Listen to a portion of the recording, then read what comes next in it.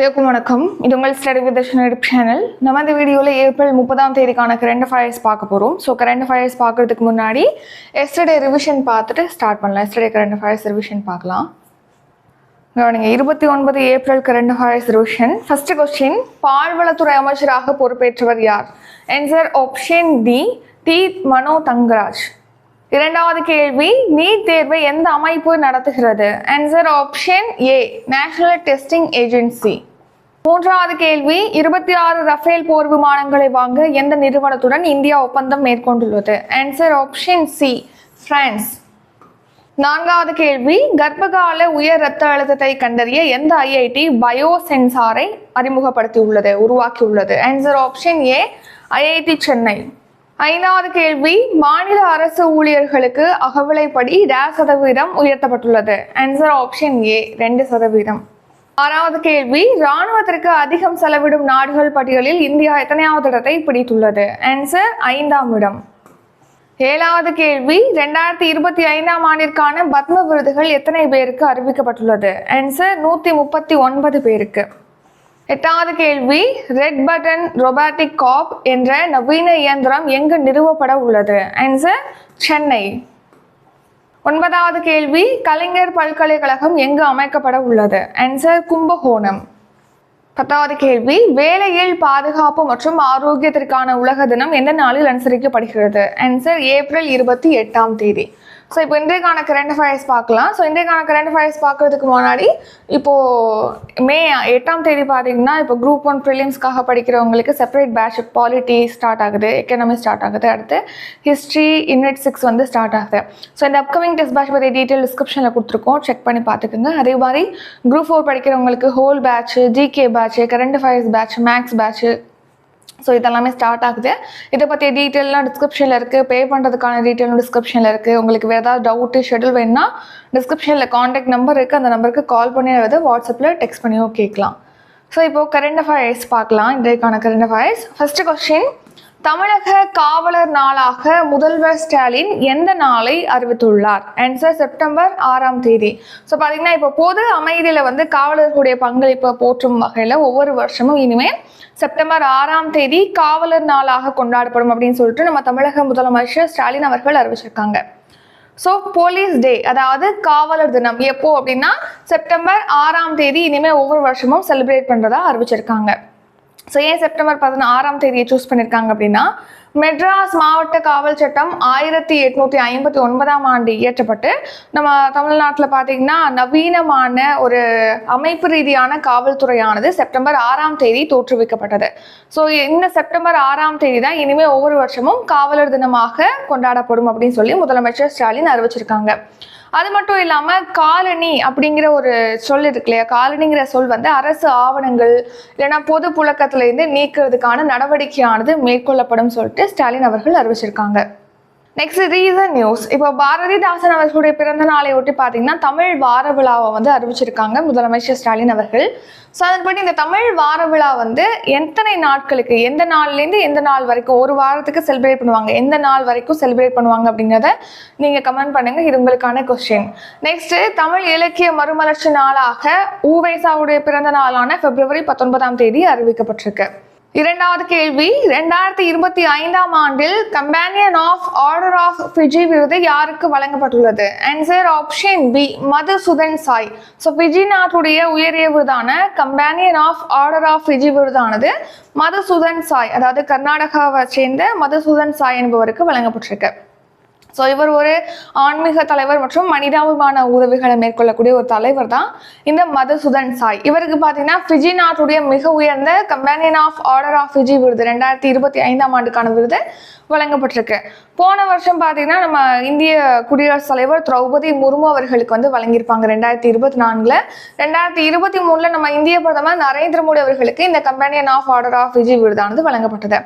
இப்போ எதுக்காக இவருக்கு இந்த மதுசூதன் சாய்க்கு வந்து வழங்கப்பட்டிருக்கு அப்படின்னா, இவர் பார்த்தீங்கன்னா ஃபிஜியில் வந்து ஸ்ரீ சத்யசாய் சஞ்சீவனி குழந்தைகள் மருத்துவமனையை நிறுவி அதன் மூலமாக அந்த ஃபிஜி நாட்டை சேர்ந்த குழந்தைகளுக்கு பார்த்தீங்கன்னா இலவசமாக சிகிச்சைகளை வழங்கிட்டு வராரு.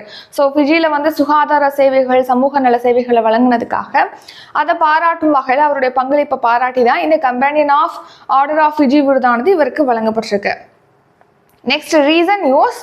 சமீபத்தில் இலங்கையுடைய உயரிய விருதான இலங்கை மித்ர விபூஷன் விருதானது நம்ம இந்திய பிரதமர் நரேந்திர மோடி அவர்களுக்கு வழங்கப்பட்டிருக்கு. 2025ஆம் ஆண்டிற்கான பாரதிய பாஷா விருது எஸ் ராமகிருஷ்ணன் அவர்களுக்கு அறிவிக்கப்பட்டிருக்கு. 2025ஆம் ஆண்டுக்கான உலக பத்திரிகை புகைப்பட விருது சமர் அபு எலூப் என்பவங்களுக்கு அறிவிக்கப்பட்டிருக்கு.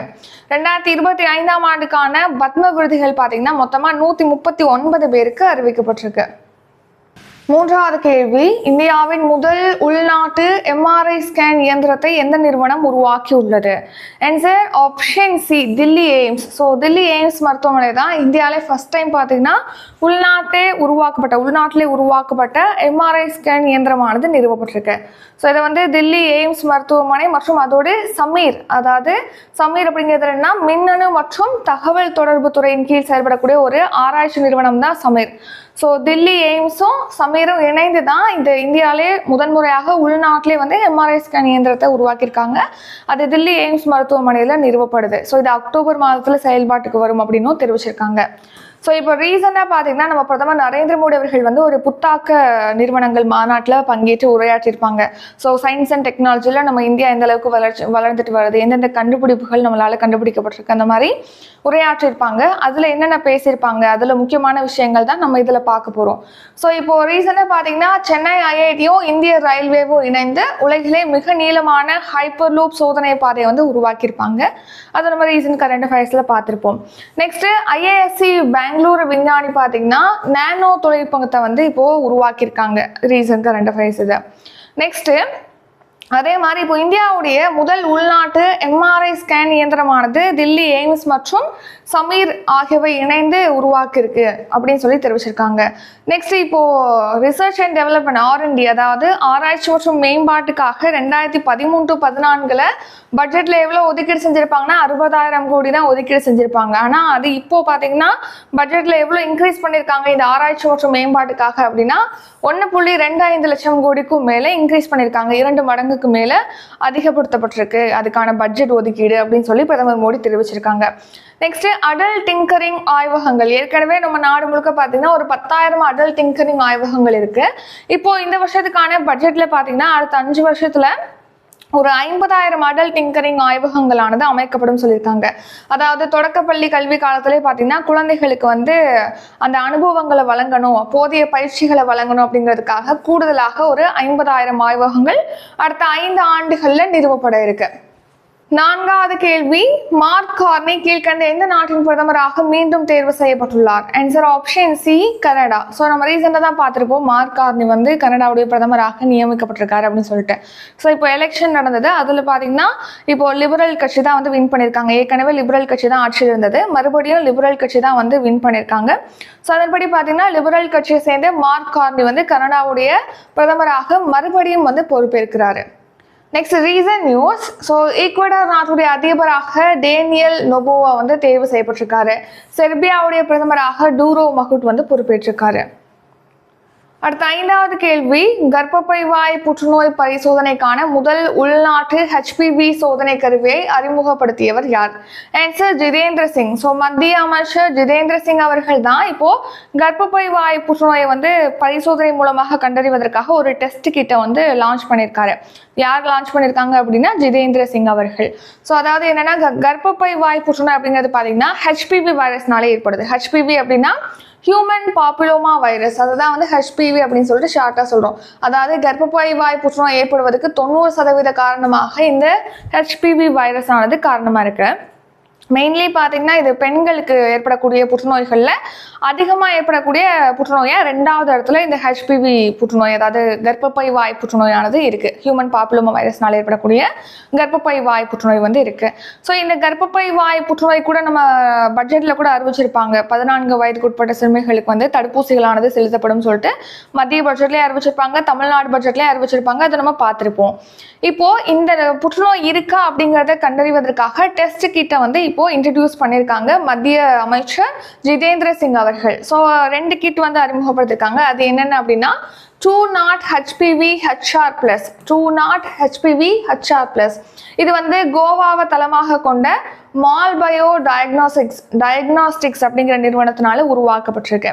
நெக்ஸ்ட் பதோடிடெக்ட் அப்படிங்கிற இன்னொரு கிட். இது பார்த்தீங்கன்னா புனேவை தலைமையிடமாக கொண்டு செயல்படக்கூடிய மை லேப் டிஸ்கவரி சொல்யூஷன்ஸ் நிறுவனத்தினால டெவலப் பண்ணியிருக்காங்க, உருவாக்கப்பட்டிருக்கு. ஸோ இந்த 2 கிட்ட தான் இப்போ ரீசெண்டாக வந்து ஜிதேந்திர சிங் அவர்கள் வந்து இன்ட்ரடியூஸ் பண்ணியிருக்காங்க.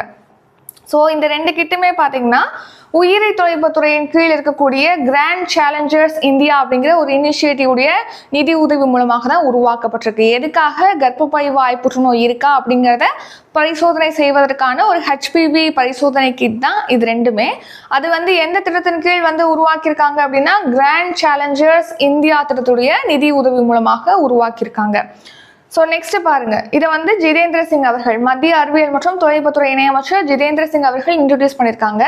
இந்த 2 கிட் இருக்கு இல்லையா, இது பார்த்தீங்கன்னா இந்த கரோனாவை கண்டறிவதற்கான RT-PCR சோதனையானது நடத்திருப்பாங்க. RT-PCR சோதனை அடிப்படையில் தான் இந்த டெக்னாலஜி பேஸ் பண்ணி தான் இந்த 2 கிட்டும் செயல்படுது அப்படின்னு சொல்லியிருக்காங்க. RT-PCR அப்படின்னா அதோட ஃபுல் ஃபார்ம் என்னன்னா reverse transcription polymerase chain reaction அப்படிங்கிறது தான் RT-PCR அப்படிங்கிறதோட ஃபுல் ஃபார்ம். 6வது கேள்வி, 2024 to 25 நிதியாண்டில் இந்தியாவுடன் அதிக வர்த்தகம் மேற்கொண்ட நாடு எது?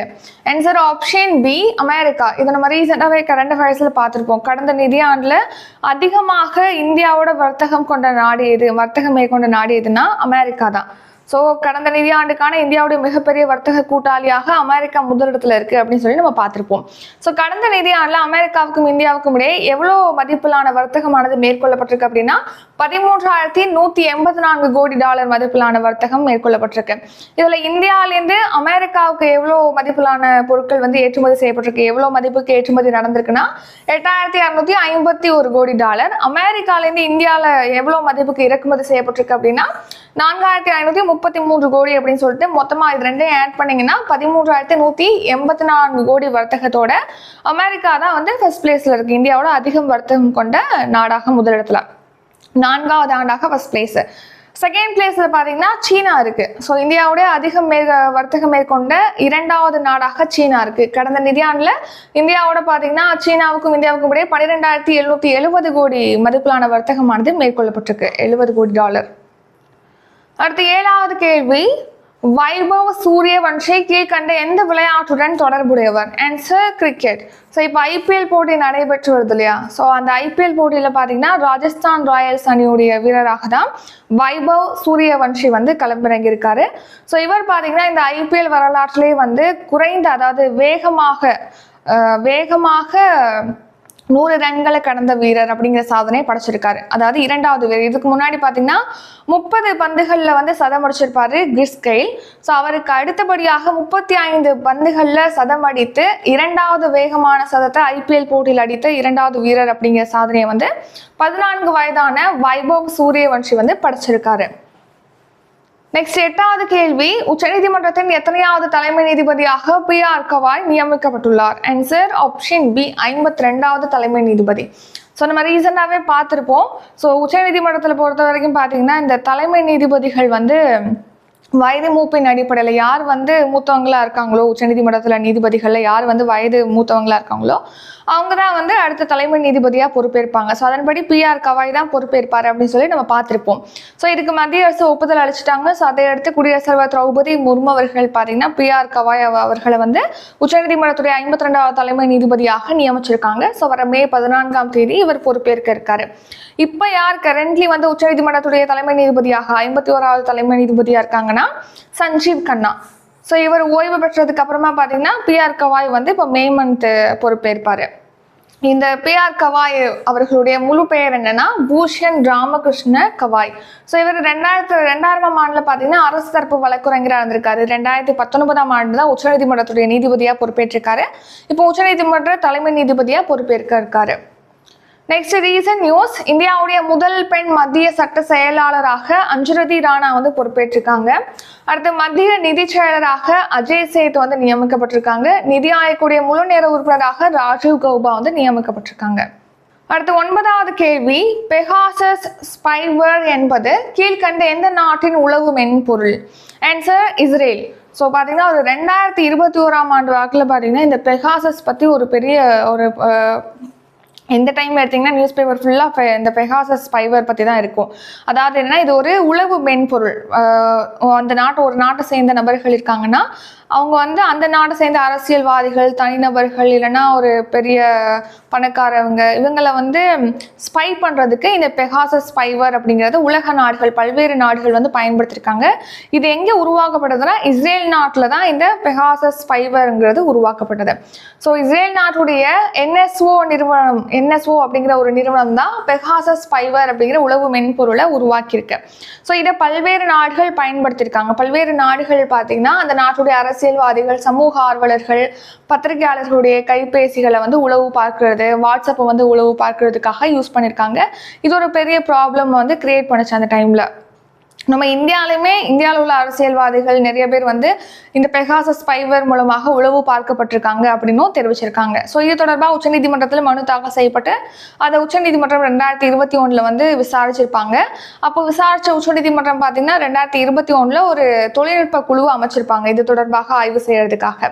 ஸோ யாருடைய தலைமையில் அந்த குழு அமைக்கப்பட்டது அப்படின்னா உச்சநீதிமன்றத்துடைய முன்னாள் நீதிபதி R.V. ரவீந்திரன் அவர்கள் தலைமையில் 3 பேர் கொண்ட குழுவானது அமைச்சிருப்பாங்க. ஸோ இணைய பாதுகாப்பு, எண்ம தடயவியல், அப்புறம் இணைய வலைத்தொடர்பு ஆகிய துறைகளை சேர்ந்த 3 நிபுணர்களை உள்ளடக்கி ஒரு தொழில்நுட்ப குழுவானது அமைக்கப்பட்டது. அது யார் தலைமையில் அமைச்சிருந்தாங்க? R.V. ரவீந்திரன் அவர்கள் தலைமையில் அமைச்சிருப்பாங்க. அவங்களுடைய அறிக்கையை 2022 சமர்ப்பிச்சிட்டாங்க. ஸோ இப்போ எதுக்காக இந்த பெகாசஸ் ஸ்பைவர் பற்றி பார்க்குறோம், உளவு மென்பொருள் பற்றி பார்க்குறோம்னா இது தொடர்பாக உச்சநீதிமன்றத்தில் வந்து கேஸ் போயிட்டு இருக்கு. அதை விசாரிச்ச உச்சநீதிமன்றம் ஒரு நாடு வந்து உளவு பார்க்கிறது அப்படிங்கிறது தவறு கிடையாது, பாதுகாப்பு ரீதிக்காக உளவு பார்க்கப்படுறதுங்கிறது அவசியம் அப்படின்னு இருக்காங்க. ஆனால் யாரை உளவு பார்க்குறாங்க அப்படிங்கிறதான் வந்து இதில் அவசியமான ஒன்று அப்படிங்கிற மாதிரி தெரிவிச்சிருப்பாங்க. ஸோ அதனால தான் இதை பார்க்குறோம். நெக்ஸ்ட் 10வது கேள்வி, ஆயுஷ்மான் பாரத் திவாஸ் எந்த நாளில் அனுசரிக்கப்படுகிறது? ஆன்சர் ஏப்ரல் 30ஆம் தேதி. ஸோ ஆயுஷ்மான் பாரத் திவாஸ் அப்படிங்கிறது ஆயுஷ்மான் பாரத் திட்டம் குறித்த விழிப்புணர்வு மக்கள்கிட்ட ஏற்படுத்துறதுக்காக அனுசரிக்கப்படுகிறது ஏப்ரல் 30ஆம் தேதி. ஸோ கவனிங்க, ஆயுஷ்மான் பாரத் திவாஸ் அல்லது ஆயுஷ்மான் பாரத் தினம் அப்படின்னு சொல்லலாம். நம்ம நாட்டில் பார்த்தீங்கன்னா சுகாதார சேவைகளை வழங்குவதற்காக ஆயுஷ்மான் பாரத் திட்டம் 2018 வந்து இன்ட்ரடியூஸ் பண்ணியிருப்பாங்க, லான்ச் பண்ணியிருப்பாங்க.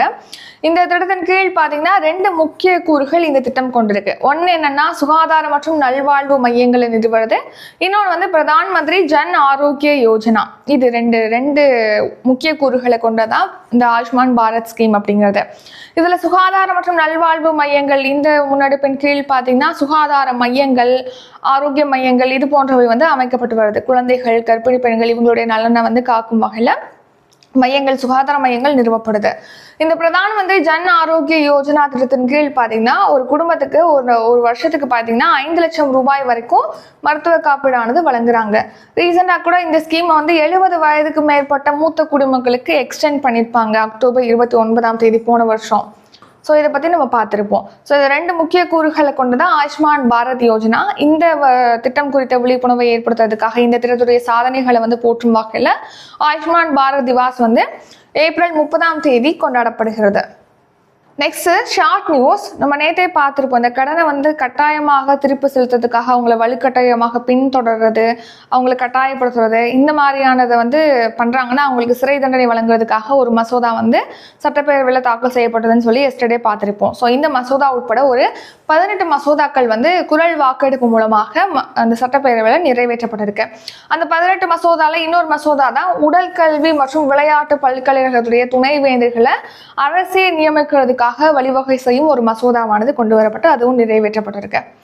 நெக்ஸ்ட் பள்ளிகளில் பார்த்தீங்கன்னா இந்த பாலியல் வன்கொடுமைகள்லாம் நடக்குது இல்லையா, அதை தடுக்கும் நடவடிக்கையாக பார்த்தீங்கன்னா ஒரு அங்கே சுவர்களில் பார்த்தீங்கன்னா அந்த ஹெல்ப்லைன் எண்ணை வந்து இருக்கணும் பெருசா அப்படின்னு சொல்லி தெரிவிச்சிருக்காங்க. குழந்தைகள் உதவி மைய எண் 1098, பள்ளி கல்வித்துறை உதவி எண் 14417 இதெல்லாமே வந்து பலகைகளில் வந்து இப்போ பெரிய எழுத்தாக பொறிக்கப்பட்டிருக்கணும், புத்தகங்களில் இடம்பெற்றிருக்கணும்னு சொல்லியிருக்காங்க.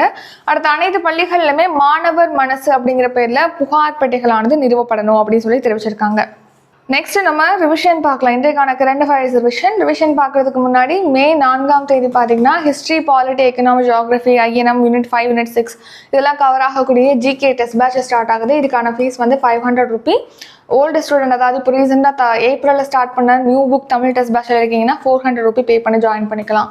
அடுத்து மே 6ஆம் தேதி பார்த்தீங்கன்னா உங்களுக்கு வந்து CA test batch polity, history, economy, geography இந்த மாதிரியான குரூப் 1 ப்ரிலிம்ஸ்க்கான டெஸ்ட் பேட்ச் வந்து ஸ்டார்ட் ஆகுது. மே 10 வந்து எஸ்ஐ டெஸ்ட் பேட்ச் வந்து ஸ்டார்ட் ஆகுது. ஸோ அப்கமிங் டெஸ்ட் பேட்ச் பற்றி டீட்டெயிலாம் டிஸ்கிரிப்ஷனில் கொடுத்துருக்கோம், செக் பண்ணி பார்த்துக்கோங்க. ஃபீஸ் டீட்டெயில் இருக்கும். ஜாயின் பண்ண நினைக்கிறவங்க ஃபீஸ் வந்து டிஸ்கிரிப்ஷனில் கூடிய ஜிபே, ஃபோன்பே, பேடிஎம், யூபே நம்பருக்கு பே பண்ணிட்டு டிஸ்கிரிப்ஷனில் கூடிய வாட்ஸ்அப் நம்பருக்கு ஸ்க்ரீன்ஷாட் எடுத்து அனுப்புனீங்கன்னா உங்களை பேட்சில் ஆட் பண்ணிடுவோம். நெக்ஸ்ட் ஷெடியூல் கொடுத்துருவோம். ஷெடியூல் வைஸாக டெஸ்ட் நடக்கும். வேறு ஏதாவது டவுட் உங்களுக்கு தெரிஞ்சுக்கனாலும் கான்டாக்ட் நம்பர் டிஸ்கிரிப்ஷனில் இருக்குது, அந்த நம்பருக்கு கால் பண்ணி அல்லது வாட்ஸ்அப்பில் டெக்ஸ்ட் பண்ணியும் தாராளமாக கேட்கலாம். இப்போ நம்ம ரிவிஷன் பார்க்கலாம். ஃபர்ஸ்ட் கொஸ்டின், தமிழக காவலர் நாளாக முதல்வர் ஸ்டாலின் எந்த நாளை அறிவித்துள்ளார்? ஆன்சர் ஆப்ஷன் டி, செப்டம்பர் 6ஆம் தேதி. இரண்டாவது கேள்வி, 2025ஆம் ஆண்டில் companion of order of Vijay விருது யாருக்கு வழங்கப்பட்டுள்ளது? ஆன்சர் மதுசூதன் சாய். மூன்றாவது கேள்வி, இந்தியாவின் முதல் உள்நாட்டு எம்ஆர்ஐ ஸ்கேன் இயந்திரத்தை எந்த நிறுவனம் உருவாக்கி உள்ளது? Answer Delhi AIIMS.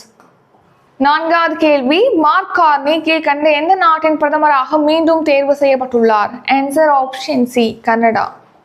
ஐந்தாவது கேள்வி, கர்ப்பப்பை வாய் புற்றுநோய் பரிசோதனைக்கான முதல் உள்நாட்டு HPV சோதனை கருவியை அறிமுகப்படுத்தியவர் யார்? ஆன்சர் ஜிதேந்திர சிங். ஆறாவது கேள்வி, 2024-25ஆம் நிதியாண்டில் இந்தியாவுடன் அதிகம் வர்த்தகம் மேற்கொண்டுள்ள நாடு எது? Answer America. வைபவ் சூரியவன்ஷி கீழ்கண்ட எந்த விளையாட்டுடன் தொடர்புடையவர்? Answer cricket. எட்டாவது கேள்வி, உச்சநீதிமன்றத்தின் எத்தனையாவது தலைமை நீதிபதியாக PR கவாய் நியமிக்கப்பட்டுள்ளார்? ஆன்சர் 52வது. பெகாசஸ் ஃபைபர் என்பது கீழ்கண்ட எந்த நாட்டின் உளவு மென்பொருள்? Answer Israel. ஆயுஷ்மான் பாரத் திவாஸ் எந்த நாளில் அனுசரிக்கப்படுகிறது? ஆன்சர் ஆப்ஷன் டி, ஏப்ரல் 30ஆம் தேதி. இத்துடன் இன்றைக்கான கரண்ட் அஃபேர்ஸ் வீடியோ நிறைவடைகிறது. இந்த வீடியோ உங்களுக்கு பிடிச்சிருந்தா லைக் பண்ணுங்க, ஷேர் பண்ணுங்க. நம்ம சேனலை நீங்க இன்னும் சப்ஸ்கிரைப் பண்ணலன்னா மறக்காம சப்ஸ்கிரைப் பண்ணிக்கோங்க. நன்றி, வணக்கம்.